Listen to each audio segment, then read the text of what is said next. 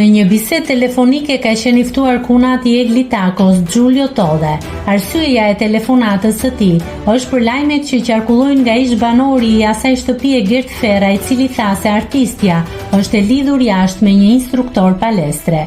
Giulio Tode i hodhi poshtë këto lajme, ku u shpreh se banoren e ka shoqëruar ai në studiot e Top Channel dhe ajo nuk është në një lidhje me instruktorin e palestrës Mario. Ndër të tjera, ai shpreh se duhet pasur kujdes nga kush dalin këto lajme duke ironizuar Gert Ferrën. Eglin e kam shoqëruar vetëm unë në Top Channel, unë dhe motra i jemi familjarët e saj.